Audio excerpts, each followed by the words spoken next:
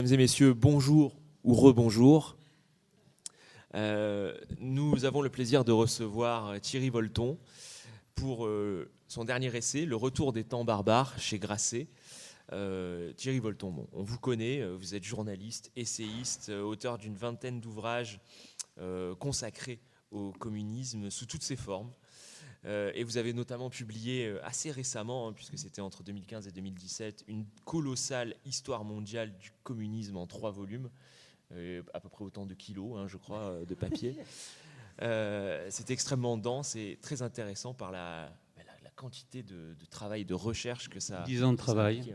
10 ans de travail, peut-être même plus, puisque en termes de avec un background, bien sûr, de 30 ans, 40 ans de connaissances, parce que je n'aurais pas pu faire ça.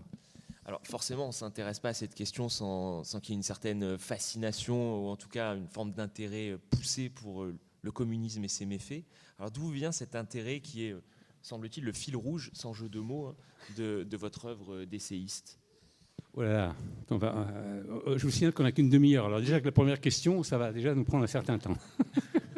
Bon, bonjour à tous, merci d'être là en tout cas par ce beau temps. Alors d'où ça vient, je ne sais pas. Ça va vous paraître très, très banal ce que je vais vous dire, mais j'avais 17 ans et j'ai vu Dr Zhivago, le film de David Lean, et je suis tombé amoureux de Julie Christie. Voilà, Julie Christie qui joue le rôle de Lara, n'est-ce pas, dans Dr Zhivago. Et j'ai vu le Dr Zhivago au moins 3 fois de suite. Et puis je me suis penché sur le livre pour avoir le plaisir de retrouver Lara, si je puis dire, puisqu'elle était incarnée pour moi par Julie Christie. Et donc, si on lit Dr Zhivago, je ne sais pas si vous avez lu ce chef-d'œuvre, mais on comprend déjà ce que c'est que la révolution. Je mets la révolution entre guillemets, puisque ça montre le drame qu'a représenté la prise du pouvoir par les bolcheviks. Et donc, à partir de là, je crois que c'est mon intérêt premier. Après, bien sûr, il y a plein d'autres choses. J'étais jeune journaliste, je suis allé derrière le rideau de fer, j'ai fait pas mal de reportages. J'ai rencontré énormément de dissidents à l'époque où il y en avait un certain nombre. Il y en a encore quelques-uns, mais en général, ils mourent en prison, n'est-ce pas, Navalny, par exemple, aujourd'hui. Voilà, et tout ça a greffé mon intérêt et fait que je me suis intéressé à ce système. Et je l'ai décortiqué, si je puis dire, parce que l'histoire mondiale dont vous avez eu la gentillesse de parler, c'est vraiment une histoire mondiale. C'est-à-dire que je m'occupe des 26 pays communistes dans le monde. Je m'occupe aussi des partis communistes, je m'occupe aussi de l'international communiste, je m'occupe aussi des intellectuels qui ont été proches du système, etc. J'essaie de faire un panorama global de cette histoire et qui n'est pas tout à fait finie, parce que, comme vous le savez, il y a encore des pays communistes. La Chine en est un, le Corée du Nord, n'est-ce pas, bien sûr, le Vietnam, le Laos, Cuba, bien sûr, et puis un tout petit pays qu'on oublie absolument, qu'on ne cite jamais, et qui malheureusement, pour les peuples en question, est assez terrible, c'est l'Érythrée. L'Érythrée qui est dans la Corne d'Afrique, et une partie des immigrants qui viennent s'échouer sur nos plages sont des Érythréens, justement, qui fuient ce système. Voilà. Alors, avant juste d'entrer dans le vif du sujet, je rebondis sur ce que vous venez de dire. La Chine a un régime communiste. Alors certes, il y a le drapeau, il y a la faucille, il y a le marteau, mais est-ce que c'est pas une économie ultra-libérale avec une dimension dictatoriale qui finalement n'a peut-être pas grand-chose de spécifiquement Alors, ultra-libéral, je ne sais pas si c'est ultra-libéral. En tout cas, qu'est-ce qu'un critère? Qu'est-ce que c'est qu'un pays communiste? Posons-nous la question. Un pays communiste, c'est un pays qui a un parti unique, une idéologie unique, et vous ne pouvez pas en sortir, si je puis dire, sinon vous êtes mis en prison, dissident, etc. Bon, si on regarde ce qu'est le système, le régime, je ne parle pas de l'économie, là. Je parle du régime chinois, si je puis dire. Vous voyez, c'est tombé. Ce sont les Chinois qui ont fait ça. Donc, aujourd'hui, c'est clair, vous avez un dirigeant, Xi Jinping, vous avez un bureau politique classique, un comité central, une assemblée nationale qui se réunit, croupion, comme je dirais, qui sert simplement à voter les lois. Bon, et vous avez une idéologie absolument unique. Si vous sortez de cette idéologie, vous êtes mis de côté, si je puis dire, ou en tout cas, bon, bref, c'est ça. Alors maintenant, vous me dites l'économie est libérale. Ça se discute parce qu'il faut savoir que... elle est aussi étatisée. Elle est très étatisée. Il faut savoir que tous les chefs d'entreprise, sans aucune exception, dépendent du parti. Que dans l'intérieur des entreprises, il y a des cellules de parti qui surveillent tout ça, qui évidemment sont en vérité maîtres de la situation, et que si jamais le contremaître du schmoll, excusez-moi, c'est pas du schmoll, c'est pas tout à fait chinois, mais enfin bon, n'est pas tout à fait dans la ligne, il peut se faire taper sur les doigts. Bon, bref. Évidemment, c'est un système hybride au niveau. On a l'impression que, compte tenu des lois, de la façon dont ils exploitent, parce que soyons clairs, il vaut mieux être un ouvrier français qu'un ouvrier chinois. Il n'y a pas photo, comme dirait l'autre, parce qu'il n'y a pas de syndicats, il n'y a pas de tout ça. Il y a des syndicats, bien sûr, des pseudo-syndicats qui obéissent au parti. Bon, bref. Donc, c'est vrai qu'ils profitent de tout, je dirais, le commerce international. En vérité, ce sont tous des entreprises étatiques qui d'ailleurs faussent beaucoup la chose, puisque étant étatiques, elles ont, si je puis dire, des moyens que les autres, que Renault n'a pas, ou etc., etc., quoi. Donc, ce qui fait que dans le commerce international, ils sont très favorisés, ce qui fait qu'ils gagnent évidemment beaucoup, parce qu'ils ont des prix assez bas, compte tenu du fait qu'il y a une exploitation de la classe de la main-d'œuvre. Donc, ils sont très compétitifs, et c'est comme ça qu'ils ravent des marchés. Bon, enfin, la Chine est un cas extraordinairement intéressant. Je ne voudrais pas vous faire peur, mais je voudrais quand même vous dire que ma connaissance du système communiste qui repose sur 50 ans d'études fait que ce régime, un jour, va sans doute nous chercher les poux dans la tête. Et que pour l'instant, ce que fait le camarade Poutine en Ukraine n'est peut-être qu'une introduction. Mais enfin bon. Alors justement, on va y arrive au temps barbare. Absolument, et d'autant plus que vous évoquez la Chine et Taïwan, comme la Russie et l'Ukraine, qui entretiennent des rapports, en tout cas analogues, dans la façon dont leurs dirigeants respectifs les considèrent. Alors, vous partez d'une hypothèse claire, c'est que le déclenchement de la guerre en Ukraine nous a fait basculer dans une nouvelle ère, oui. Le retour des temps barbares. Voilà. Alors, le retour des temps barbares, c'est pas ce qu'on pourrait penser, et même si l'actualité, évidemment, pourrait nous le faire penser, c'est la que je parle d'aujourd'hui, de ce qui s'est passé hier à Moscou, de l'attentat terroriste islamiste. D'après ce qu'on sait maintenant, vous savez, il faut se méfier, mais enfin, croyons pour l'instant, disons que c'est ça. Évidemment, on peut penser que les temps barbares, ce sont les islamistes qui font péter à droite et à gauche, et la France en a été évidemment une grande victime, comme vous le savez, il n'y a pas si longtemps que ça.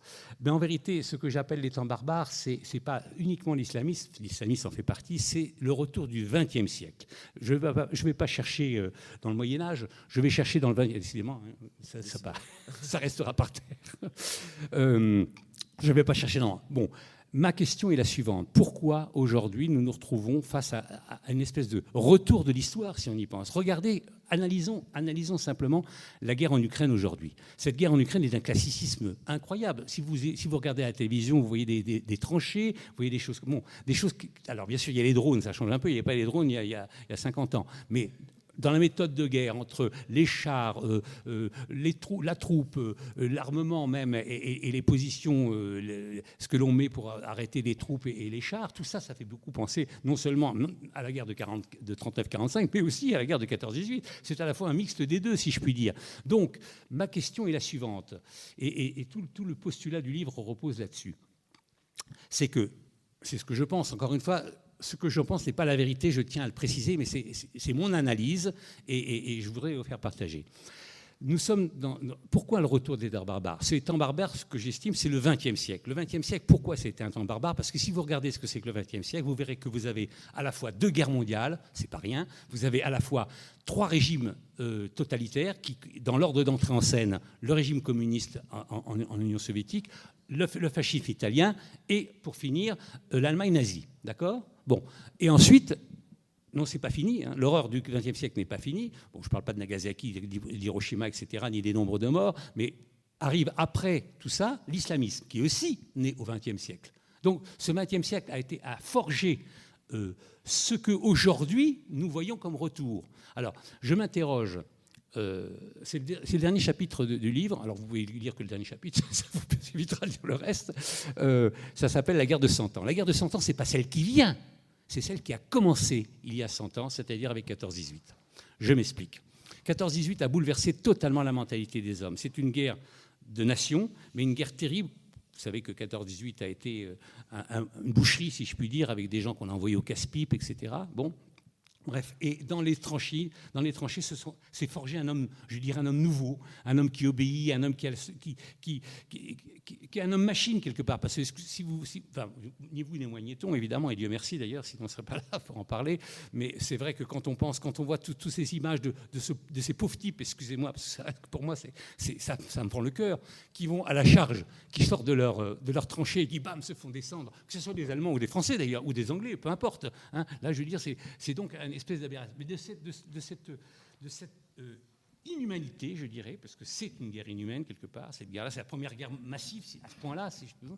De cette immunité est sorti un homme obéissant, un nouvel homme, si je pourrais dire, qui va être le fourrier, si je puis dire, ou l'humus qui va permettre à ces régimes dont j'ai parlé, c'est-à-dire dans l'ordre d'entrée communiste, fasciste, italien et nazi, qui vont servir de main-d'œuvre, si je puis dire, en tout cas de troupes. Et c'est pour ça, s'il n'y avait pas eu cette guerre de 14, s'il n'y avait pas eu ce que ça représente, s'il n'y avait pas eu ces sacrifices, s'il n'y avait pas eu cette obéissance aux ordres, mais je ne suis pas seul à le dire, hein, je n'invente rien là-dessus. Si vous connaissez un tout petit peu les théories sur le totalitarisme, beaucoup viennent expliquer qu'une des raisons principales, enfin, ce qui a servi de terreau, c'est justement cette guerre de 14 et ce que ça a fait. Bon. Et donc, de ce drame de la guerre de 14 est né, donc, pas directement, mais parce que ça a formé des esprits et des êtres obéissants et des masses, si je puis dire, une massification des gens, en vérité, ce que j'appelle la massification. Donc, de ça est né, disons, ce qui va servir de matériau pour des régimes totalitaires, obéissance, etc., etc. Ce qui fait que ce matériau va, bien sûr, évoluer au fur et à mesure de l'histoire du XXe siècle. Il va en partie s'épuiser, si je puis dire, avec évidemment la défaite du nazisme. Il va s'épuiser avec évidemment le fascisme qui va aussi disparaître en Italie, mais il va évidemment aussi s'épuiser avec l'effondrement de l'Union soviétique. Ça, c'est clair. Sauf que c'est là où j'en viens, c'est qu'une fois que l'Union soviétique a disparu, nous sommes donc. Alors je fais quelques petits repères historiques, une date parce que moi je connais ça par cœur, mais vous n'êtes pas censé vous rappeler de tout ça. La chute de l'Union soviétique, c'est 1991, donc c'est hier, si je puis dire, en termes d'histoire, c'est hier. Hein. 20 ans, 30 ans, ce n'est rien en termes d'histoire. Bon, donc une fois que l'Union soviétique va s'effondre, arrive un nouveau danger, l'islamisme, parce que c'est concomitant, si on veut, grosso modo, à 10 ans près, puisque l'islamisme mené avec l'Iran, véritablement, ça avait existé avant, mais l'Iran va être le pays qui va tout mettre en place, et la chute du Shah d'Iran, c'est 1979, donc entre 79 et 91, il n'y a pas énormément, il y a 20 ans, mais encore une fois, en termes d'histoire, c'est pas grand-chose. Hein. Bon, donc, l'islamisme va être. Alors, il n'y a pas de rapport entre les deux, j'entends bien. En termes de moyens, il n'y a pas de division blindée. Exactement. Et ce qui fait la grande différence, d'ailleurs. Et ce qui fait la grande différence par rapport à la menace d'aujourd'hui, si je puis dire. Alors, bon, je finis sur ce que je voulais dire. Évidemment, l'islamisme donc, va avec des ressemblances quelque part. Je dis bien sûr qu'il n'y a rien à voir entre l'islamisme et le communisme, mais il y a au moins une chose qu'ils ont en commun, c'est qu'ils ont un projet mondial l'un et l'autre. C'est-à-dire, le communisme a le projet mondial de construire un monde sans classe, sans État, sans etc., ce qui n'est évidemment jamais arrivé, comme vous en doutez, on peut vérifier d'ailleurs, et l'islamisme, évidemment, ne conçoit sa réussite que mondiale, puisque l'islamisme, la guerre contre les infidèles finira que lorsque tout le monde sera croyant de l'islam. Bon, donc ça c'est déjà un point commun. Mais alors ce qui différencie évidemment, et je reviens à votre question, ce qui différencie évidemment le danger islamique que l'on voit aujourd'hui, et encore hier à Moscou, il s'est manifesté, du danger que nous avons aujourd'hui avec M. Poutine face en Ukraine, c'est différent parce que derrière l'islamisme, il n'y a pas d'État, il y a les grands. C'est clair. L'Iran est un État qui aide, qui soutient bien sûr l'islamisme, mais ils sont très éclatés quand même. Hein. Quelquefois, ils obéissent qu'à eux-mêmes, parce que c'est très compliqué de rassembler tous ces groupes qui d'abord ne s'aiment pas forcément entre eux. D'abord, il y a une grande division entre les sunnites et les chiites. Donc en vérité, la guerre a commencé entre eux deux. C'est une guerre civile en vérité musulmane qui a commencé en 79. Hein. Et puis elle a débordé sur nous et aujourd'hui, on ne sait plus exactement qui est sunnite, qui est chiite, donc qui fait les attentats. Bon. Mais de fait, je suis moins inquiet par cette menace, parce que, vous l'avez très bien dit, il n'y a pas vraiment d'État derrière, même si évidemment l'Iran n'est pas manchot et n'agite pas quelques drapeaux et ne manipule pas quelques groupes, mais il n'y a pas d'État derrière. En ce qui concerne la Russie, pardonnez-moi, c'est une déformation professionnelle. La Russie, donc, là, nous avons un véritable État derrière. Et nous avons, avec une industrie d'armement, avec des tanks, etc. Et puis, j'en viens c'est pour ça que je fais un tableau assez global sur ce temps barbare. J'en viens, ce que je vous disais tout à l'heure, à la Chine. Je suis intimement convaincu. Alors, encore une fois, je peux me tromper. Je ne lis pas dans le mar de café et je n'ai pas une boule où je vois l'avenir. Mais tel que ça se présente, tel que c'est, je suis convaincu qu'à un moment donné, la Chine va faire un pas qui va nous coûter. Soit on contredit ce pas et alors on rentre dans un conflit mondial. Nous sommes dans un conflit mondialisé aujourd'hui, pas dans un conflit mondial. Nous avons différents foyers, l'Ukraine, nous avons évidemment, n'oublions pas le Proche-Orient, mais nous sommes avec beaucoup d'engagements à droite et à gauche, l'OTAN d'un côté, les livraisons d'armement évidemment de la Chine, de la Corée du Nord à la Russie. Donc nous sommes vraiment, il y a plusieurs. Si on regarde les conflits d'aujourd'hui, il y a au moins une trentaine de pays au moins qui sont concernés. Et l'Iran, bien sûr, qui n'est pas. Il y a peut-être une grande hein. différence entre l'Ukraine et Taïwan. C'est que Taïwan est directement sous protection militaire américaine. Voilà, absolument. Alors que l'Ukraine n'était pas sous protection militaire européenne même, si je puis dire. Sinon, peut-être que M. Poutine aurait hésité à essayer de l'envahir. Bon, c'est vrai. Donc là, nous sommes... Alors, vous savez, dans ces régimes communistes, parce que, encore une fois, je vous le répète, la Chine est un pays communiste, même si, évidemment, on a l'impression qu'économiquement, ce n'est pas tout à fait ça. Mais bon, comme je vous l'ai dit, en vérité, c'est une économie non seulement dirigée, mais en vérité d'une main de fer. En tout cas, il y a une économie capitaliste, mais comme Lénine lui-même l'avait réintroduite à ses débuts avec la NEP. Parce que le capitalisme a quelque chose de formidable, c'est que ça marche bien. Excusez-moi. Et ça s'adapte bien. Ça s'adapte bien. Le communisme, pour l'instant, on ne peut pas dire que ça a vraiment marché. Bon, donc... Si l'on avait fait attention à ce qu'avait dit Vladimir Poutine depuis 2000, pas hier matin, depuis 2000, qu'il disait qu'il voulait que d'abord la chute de l'Union soviétique était considérée par lui comme la plus grande catastrophe géopolitique du XXe siècle. C'est quand même assez incroyable quand on pense à 2 guerres mondiales, à des camps d'extermination, etc. Bon, c'est quand même un jugement assez spécieux, je pourrais dire. Mais donc il avait dans sa tête, et il a dans sa tête, encore aujourd'hui, plus que jamais d'ailleurs, il a dans sa tête la volonté de reconstituer, non pas l'Empire soviétique, j'entends bien, mais en tout cas une grande Russie qui pèse sur la scène internationale. D'où d'ailleurs ses interventions en Syrie avant, etc. etc. Bon, bref, il l'avait annoncé. Mais bon, comme on croyait qu'il était à plus ou moins démocrate, et puis on avait besoin de lui aussi, excusez-moi, les Occidentaux ont eu très peur, les puissances occidentales ont eu très peur à l'époque de Helsinki, parce que la Russie s'est effondrée littéralement. Alors, on s'en fout en vérité que la Russie s'effondre, parce qu'on n'est pas des humanistes formidables, mais ce qu'on n'aime pas, c'est que la Russie a 6 000 ogives nucléaires. Donc on se dit, si c'est le bordel, excusez-moi d'embêter l'expression, qu'est-ce que vont venir cet armement nucléaire? Donc l'arrivée de Poutine a été perçue par toutes les puissances occidentales, les Français, les Américains, l'Europe en général, etc., comme une malédiction, parce qu'il a remis de l'ordre. Honnêtement, il a remis de l'ordre au point que plus personne n'ose bouger. Bon, là, vraiment, il a mis de l'ordre. Mais faisant cela, évidemment, il s'est construit une force avec notre aide, quelque part. Et il a annoncé, donc, qu'il avait l'intention, il n'a pas dit « je vais envahir l'Ukraine », mais je veux que la Russie ait à nouveau sa place sur la scène internationale. Si l'on écoute le discours chinois, mais il faut vraiment l'écouter. M. Xi Jinping a dit que la récupération de Taïwan est inévitable. Inévitable. Il a employé ce terme-là. C'est-à-dire qu'il a vraiment l'intention de le faire. Et là, nous sommes dans un cas de figure excessivement particulier, parce que soit nous laissons faire, et c'est un encouragement, évidemment, parce que je signale qu'à Taïwan, c'est quand même une démocratie, et que les Taïwanais n'ont aucune envie d'être phagocytés par la grande Chine. Bon, même s'ils sont frères, même si, etc.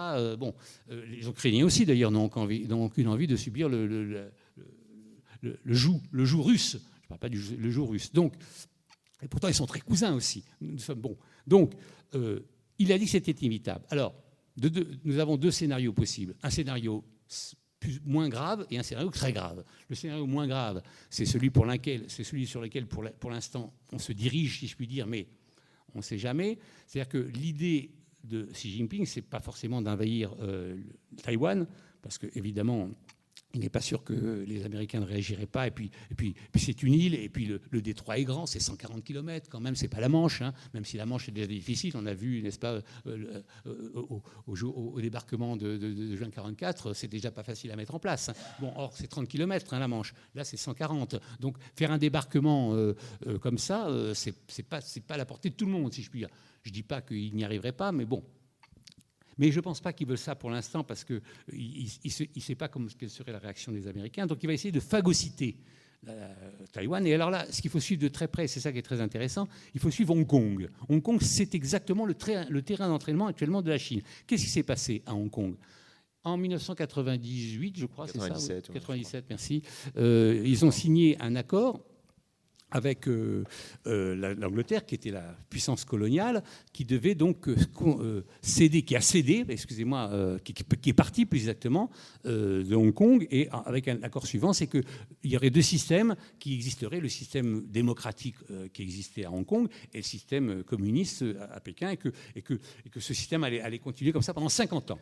50 ans. Hein. Bon, 50 ans, ça nous a amené en 2047. D'accord ?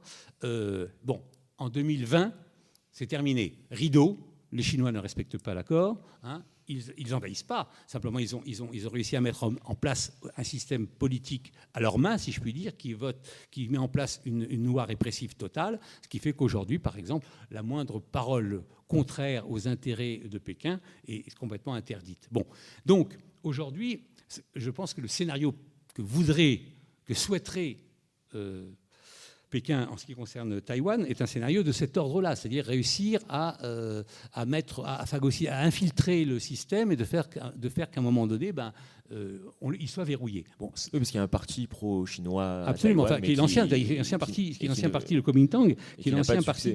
Non, alors il est arrivé deuxième aux élections. Encore, les élections qui ont eu lieu en janvier ont fait le triomphe, ont permis la victoire du camp démocratique, si je puis dire. Oui, c'est vraiment démocratique, c'est une vraie démocratie, la Taïwan, ça on ne peut pas discuter là-dessus. Hein. Donc ça gêne les intérêts de Pékin. Donc actuellement, Pékin, je ne sais pas si moi je suis ça évidemment à la loupe parce que c'est mon intérêt, mais Pékin fait des pressions considérables. Là, encore hier, il y avait 35 avions qui ont violé l'espace aérien. Tout ça, ce sont des provocations, des piqûres, vous savez, comme ça pour voir la réaction et tout ça. Bon, donc tout le monde est sur les dents, si je puis dire. Bon, ça c'est le scénario encore, je dirais, possible doux. Le scénario moins doux, ça serait évidemment une invasion carrément, avec bombardement, etc. Sauf que ça pose problème parce que Taïwan est une perle économique, une vraie perle économique. C'est pour ça que c'est pas. Il y a aussi un des intérêts économiques considérables. Taïwan est le plus grand fabricant de microprocesseurs au monde, c'est-à-dire pas le plus grand, mais le plus précis, celui qui fabrique le plus petit microprocesseur du monde. Je ne vous dis pas les détails, mais c'est 0,0. Bref, c'est quelque chose comme ça, peu importe. Mais enfin, personne ne le fait comme Taïwan, et personne n'y arrive. Bon, alors il y en a qui essayent, mais ils n'arrivent pas. Et Pékin essaye, mais ils sont beaucoup moins performants. Donc c'est un trésor, ces microprocesseurs. Donc si vous bombardez évidemment l'île, vous risquez de détruire les entreprises, et donc le trésor passe sous le nez, si je puis dire. Bon, donc ce qui peut éventuellement arrêter le bras. Mais et c'est là où je voudrais en finir, parce que, excusez-moi, je suis assez long, mais je vous avais dit que j'étais bavard. Hein. Ce qu'il faut surveiller de près, comme de l'huile sur le feu, comme du lait sur le feu, excusez-moi, c'est exactement ça. Ce qu'il faut surveiller de près, c'est l'état de l'économie chinoise. Je parle de l'économie du continent chinois, de la République populaire de Chine.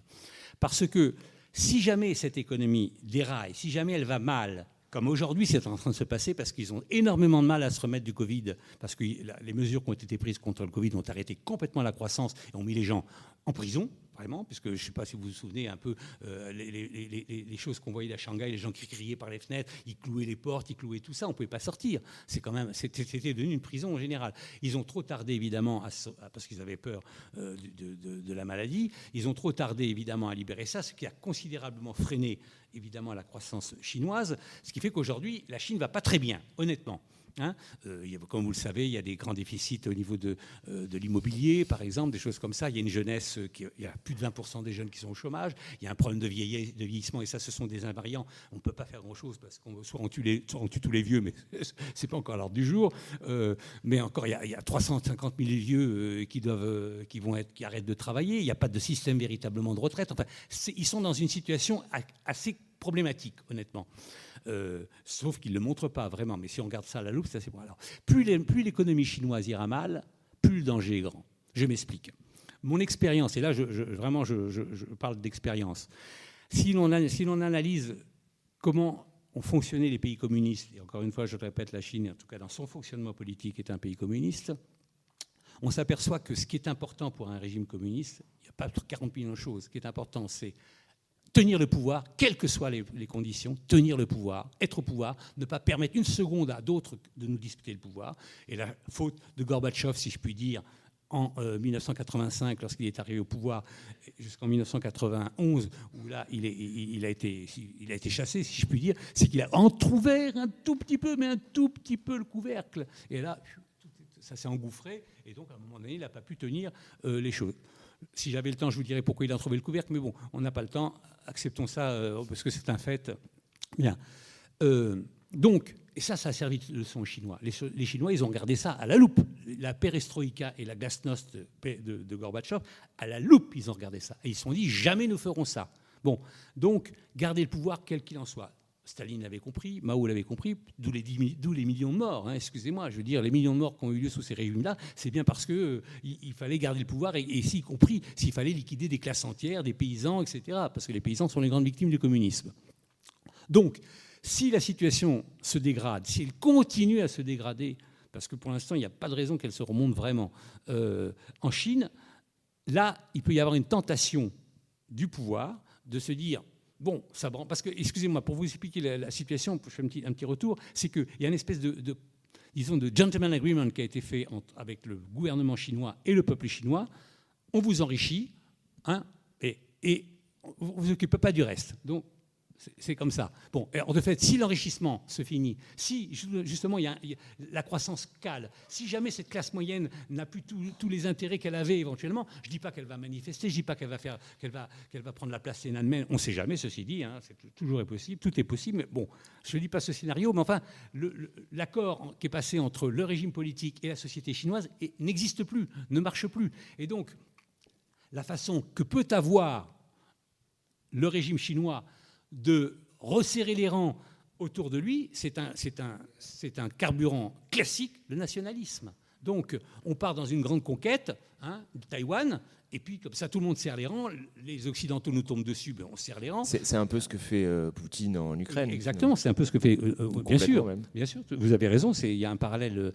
D'ailleurs, cette guerre en Ukraine, encore une fois, exactement comme les Chinois ont observé avec attention ce qui se passait à l'époque gorbatchevienne, de la perestroïka, etc., ils observent avec beaucoup d'intérêt l'Ukraine. Alors, ce qui retarde un tout petit peu mon scénario catastrophe, c'est que la solidarité occidentale auquel les Ukrainiens, auxquels Poutine ne croyait pas du tout, parce que Poutine, il pensait qu'en 48 heures, il y avait le problème. Parce que comme les Occidentaux étaient partis la queue entre les jambes d'Afghanistan, vous comprenez bien que de toute façon, ceux-là, il n'y a pas de problème. Hein, et donc, de fait, il s'est trompé.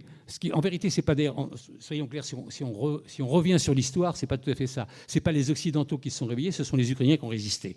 Parce que, soyons clairs, la première chose qu'ont proposé les Américains, à Zelensky, c'est un taxi pour partir. Hein, ils n'ont pas proposé des armements. Ils lui ont dit on peut vous exfiltrer. Hein. Bon, ce sont les Ukrainiens qui ont sauvé la situation. C'est le peuple ukrainien qui a stoppé les chars russes à 40 km, à 30 km de Kiev. Alors juste pour essayer de finir, excusez-moi, sur une petite note peut-être d'optimisme, parce qu'il nous reste 2 minutes. Pardonnez-moi. On parle des temps barbares. Hein. Je ne vais pas parler de la paix et de la démocratie, auquel je crois quand même. Mais ce retour des temps barbares, est-ce qu'il n'est pas, somme toute, en Europe du moins, limité à l'Ukraine, dans la mesure où cette attaque, cette invasion russe n'a visé que le dernier pays qui n'appartient pas d'Europe de l'Est, qui n'appartient pas à l'OTAN. Oui. Donc finalement, est-ce que c'est pas finalement voué à rester là, à être sectorisé, plutôt qu'à s'étendre? Oui. Si vous arrivez à répondre à ça en une minute, en 30 secondes, ça va être formidable. Question pour un champion là. Alors, ceci dit. Malheureusement, comme je suis... Alors, je vais quand même répondre à votre question. Comme je suis assez pessimiste, ce que j'appelle sur la réelle politique. C'est-à-dire que dans la réelle politique, dans ces équilibres mondiaux, les peuples n'existent pas. Ce sont des problèmes d'État qui se mettent d'accord, etc., etc. Bon, moi, ça fait 1 an que je le dis, évidemment, et je ne suis pas forcément d'ailleurs très aimé pour ça. Je dis nous allons probablement arriver à une espèce de cote mal taillée dans lequel les Ukrainiens seront les dindons de la farce. Je l'ai encore dit il y a 2 jours. Avec une partie de leur territoire. Voilà, ce qui va être cédé, les 17% qu'actuellement, et qu'en compensation, on va les faire intégrer dans l'OTAN. Ce qui sera quand même une formidable défaite pour Poutine, parce que n'oublions pas que Poutine a déclenché cette guerre justement pour justement empêcher soi-disant la progression de l'OTAN, et surtout pour faire un glacis. Et là, il a tout raté, parce que, excusez-moi, la Finlande, la Suède, qui sont rentrés dans l'OTAN, et si jamais l'Ukraine, la partie d'Ukraine qui rentre dans l'OTAN, c'est une défaite. Mais ça sera du pis-aller, excusez-moi, je finirai là-dessus, parce que on va mettre en place, c'est sans doute un scénario qui va se passer, on va mettre en place une zone démilitarisée, exactement comme la Corée du Nord et la Corée du Sud, c'est-à-dire une espèce d'abcès de pourrissement permanent au cœur de l'Europe. Donc ça sera reculé pour moi. Avec un nouveau mur, un nouveau rideau de fer. Oui, un nouveau rideau de fer, un peu moins, mais enfin avec une zone démilitarisée. Ça risque, bon, c'est dans 4-5 ans, c'est pas tout de suite, parce que il faut encore il y a encore du temps avant que ça arrive là. Mais ça, malheureusement, je vois que ça risque d'arriver. Bon voilà, je suis désolé, mais alors on peut continuer toute discussion dehors, dans la cour. Exactement. Je suis à vos dispositions. Je dois aller signer quelques livres, mais c'est pas très important, ça, soyons clairs. Le retour des temps barbares de Thierry Volton. Merci pour votre engouement, pour votre passion, Thierry. Merci à vous.